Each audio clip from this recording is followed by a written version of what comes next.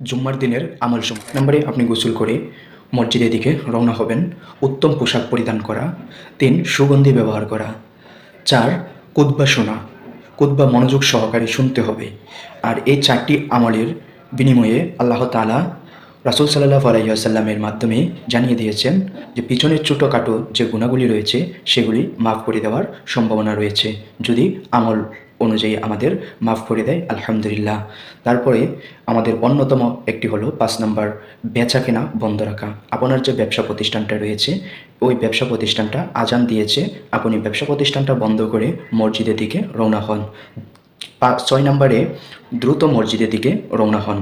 যত তাড়াতাড়ি যাইতে পারবেন ঠিক তত তাড়াতাড়ি আপনি আল্লাহ তাআলার প্রথম কাতারে যাইতে পারবেন।